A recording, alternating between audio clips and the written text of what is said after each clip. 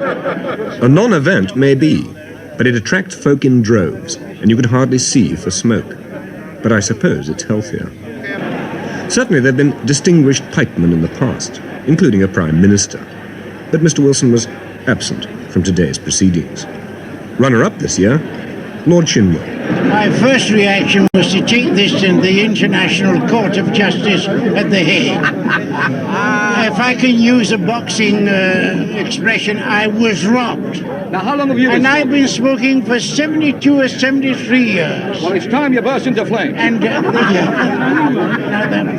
the only trouble about pipe smoking, 12 years. They're very temperamental, the pipes. Very they're as temperamental as women. You never know what's going to happen to them. Somebody at the door. Well, how do you feel? There's a man being strangled over there. Well, he's been hammering you a bit, yes. Eric, don't you think? Oh, I like him. You do? Yes. There you are. Couldn't be nicer. Couldn't be a nicer man. This is the next. The best second in the world. Morecambe and Chinwell. If I could only just go like that every now and again.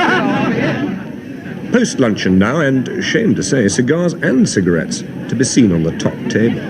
Now the presentation to the Pipe Smoker of the Year, comedian Eric Morecambe. Do you want me to carry on now? Hey. By golly, you've got to be quick here, I can tell you. This is marvellous, whatever it is. It's marvellous. Quite honestly, I mean, you know, Manny, ladies and gentlemen, my lord, ladies and gentlemen.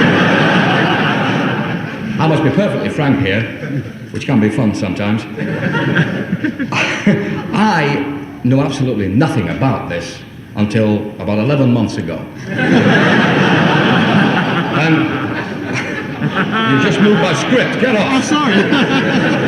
On my watch.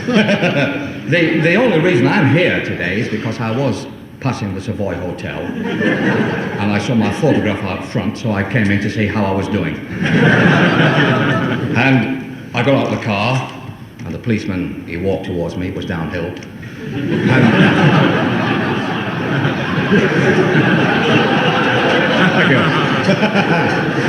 And he said, you know, this way, sir, so I get this for my trouble. I think it's marvellous.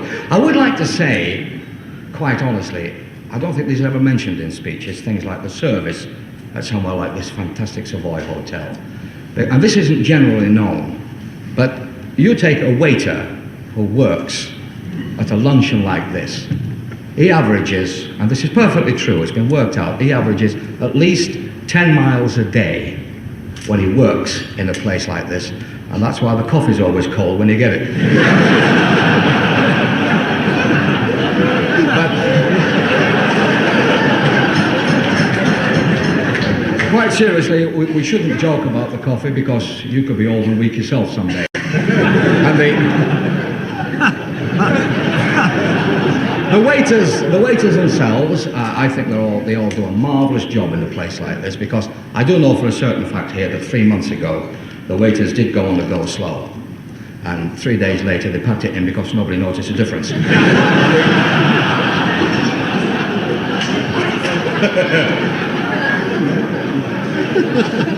When one considers all the people that have been given this wonderful award, well, names that would fill an illustrious who's who, really. I mean, there's Harold Wilson, to name half a dozen.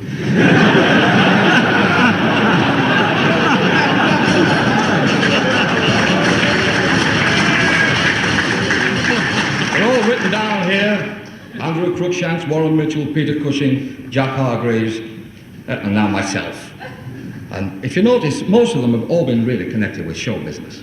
And this gives me a big thrill. Oh, it's true, they have. And it gives me a big thrill. So you can tell how easily I'm thrilled. You're all probably, and I know this for a certain fact, you're all probably saying to yourselves, I thought he was taller.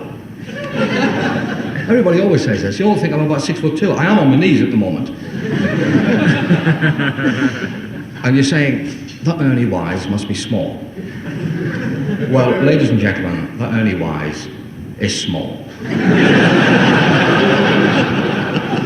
As a matter of fact, he's so small, he's here today and we haven't found him yet. It's true.